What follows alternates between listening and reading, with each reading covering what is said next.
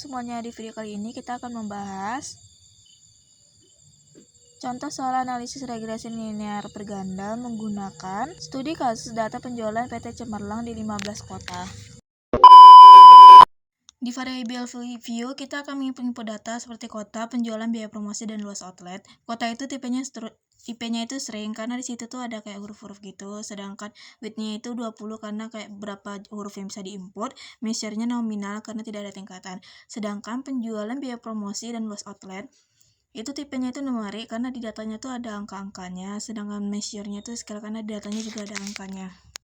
Di data view, di sini ada 15 data dari kota-kotanya itu. Nah, cara menginputnya yang pertama analyze, terus regression, lalu pilih linear. Karena kita akan menginput regresi linear. Terus, kotanya itu masukkan di case label, penjualannya itu di dependent, sedangkan biaya promosi dan luas outletnya itu di independent. Lalu, statistik, centang semuanya yang di sebelah kanan. Setelahnya, klik continue. Terus, plotnya itu centang histogram. Sedangkan optionnya itu selang kepercayaannya 5%, lalu continue. Lalu klik continue, maka akan keluar hasil inputannya seperti yang digambar.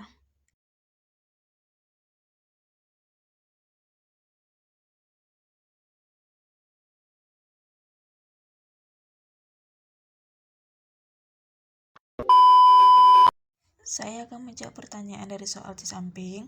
Soal pertama, jelaskan statistika deskriptif rata-rata dan standar deviasi dari variabel penjualan, biaya promosi, dan luas outlet. Rata-rata penjualan 246,40 juta rupiah dengan standar deviasi 41,113 juta rupiah. Itu di bagian penjualan. Lalu rata-rata promosinya 34,67 juta rupiah dengan standar deviasi 9,678 juta rupiah. Dan rata-rata luas outlet itu 187,93 juta rupiah dengan standar deviasi 38,087 juta rupiah. Soal nomor 2, jelaskan analisis korelasi apakah ada hubungan antara penjualan dan biaya promosi RYX1, B, penjualan dan luas outlet RYX2, dan yang terakhir luas outlet dan biaya promosi RX1, X2. A. Penjualan dan biaya promosi RYX1. Nilai koefisiensi korelasi adalah 0,916 dengan nilai sync sebesar 0,000. Terdapat hubungan positif yang sangat kuat karena semakin tinggi biaya promosi, maka tingkat penjualan juga cenderung meningkat secara drastis. B. Penjualan dan luas outlet RYX2.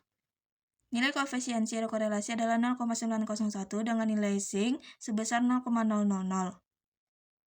Terdapat hubungan positif yang kuat karena semakin luas ukuran outlet yang dibuka suatu daerah, maka volume penjualan di kota tersebut juga akan cenderung semakin besar. C. Luas outlet dan biaya promosi RX1, X2. Nilai koefisiensi korelasi adalah 0,735 dengan nilai sync sebesar 0,001. Terdapat hubungan positif yang kuat karena semakin besar atau luas outlet yang dibuka oleh perusahaan, maka biaya promosi yang dikeluarkan juga akan semakin tinggi secara lurus dan terencana. Nomor 3, tulislah model regresinya Y sama dengan A tambah B1 X1 tambah B2 X2. Diperoleh dari SPSS nilai A 64,639 dan nilai B1 2,342, nilai B2 0,535, jadi diperoleh model regresinya Y sama dengan 64,639 tambah 2,342 X2 ditambah 0,535 X2.